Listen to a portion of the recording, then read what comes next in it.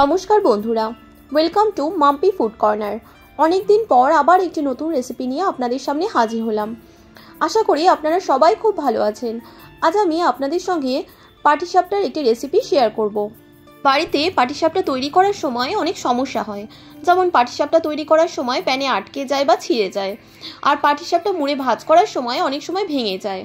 এইসব কারণের জন্য বাড়িতে পারফেক্টভাবে পাটিসাপটা তৈরি করা যায় না। এটা আমি অনেকের কাছেই শুনে থাকি।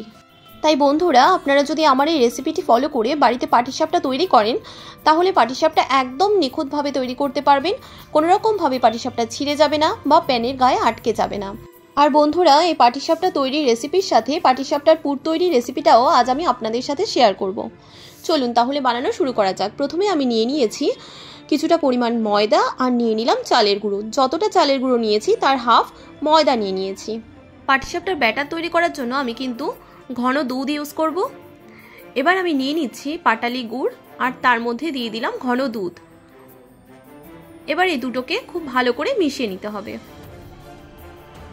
দেখুন, এটা মিশে গেছে। এবার আমি এর মধ্যে অ্যাড করে দিচ্ছি সেই ময়দা আর চালের গুঁড়োটা। খুব ভালো করে এগুলোকে আমি মিশিয়ে দেব। দেখুন, এইভাবে করে আমি মিশিয়ে দিচ্ছি। আপনারা চাইলে একটা স্পুন দিয়েও খুব ভালো করে এটাকে মিশিয়ে নিতে পারেন, তবে ভেতরে যেন কোনো লাংস না থাকে। আমি কিন্তু আগে থেকে কিছুটা সুজি ভিজিয়ে রেখে দিয়েছিলাম। সেই ভেজানো সুজিটা এবার আমি নিয়ে নিচ্ছি। সুজিটা আগে থেকে ভিজিয়ে রাখলে সেটা ফুলে যাবে খুব ভালোভাবে। দেখুন, আমি যতটা চালের গুঁড়ো নিয়েছিলাম তার হাফ ময়দা, আর তার 1/4 ভাগ নিয়েছি সুজি। এবার এগুলোকে খুব ভালো করে মিশিয়ে নিচ্ছি। দেখুন, এইরকম একটা ব্যাটার তৈরি হবে। খুব ঘনও না, আবার খুব পাতলাও না। এটাকে আমি আধ ঘন্টার জন্য রেখে দিলাম। এবার আমি পুরটা তৈরি করে নেব। তার জন্য নিয়ে নিয়েছি একটা নারকেল। নারকেলটাকে খুব ভালো করে কুড়িয়ে নিয়েছি। এবার নারকেল কোড়াটাকে আমি কড়াইয়ের মধ্যে দিয়ে দিলাম।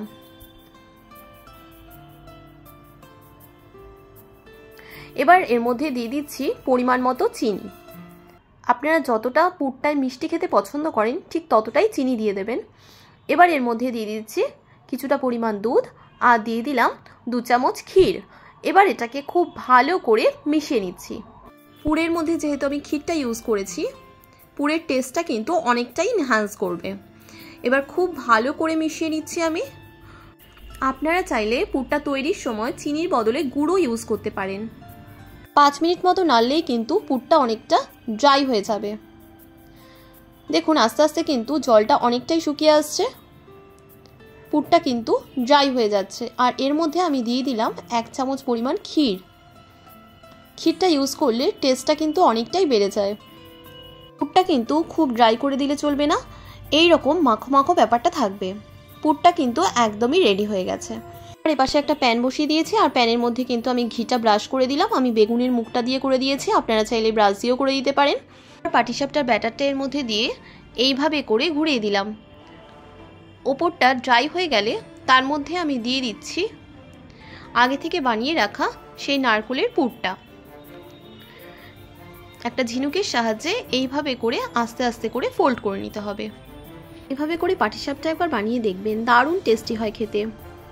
এইভাবে করে বানালে পাটিসাপটা প্যানের গায়ে লেগে যাবে না, অথবা ছিঁড়েও যাবে না। দেখুন, একটা পাটিসাপটা কিন্তু একদম রেডি হয়ে গেছে। এবার আমি সেকেন্ডটা আপনাদেরকে দেখিয়ে দিচ্ছি। আমি ঘি ব্রাশ করে দিয়েছি। এবার আমি এর মধ্যে ব্যাটারটা দিয়ে দিলাম। রুটির শেপের মতোই ঠিক করতে হবে, একটু ঘুরিয়ে নিলেই হয়ে যাবে। এটা যখনই ড্রাই হয়ে যাবে তার মধ্যে দিয়ে দিতে হবে পুরটা,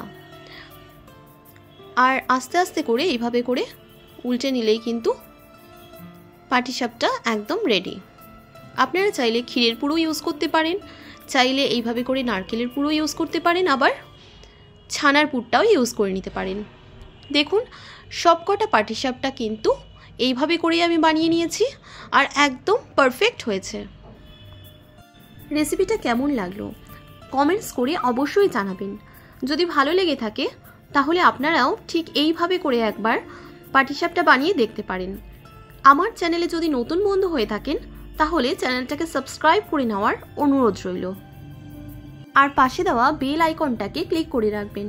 তাহলে আমি যখনই নতুন কোনো ভিডিও আপলোড করব তখনই সবার প্রথমে আপনার কাছে পৌঁছে যাবে।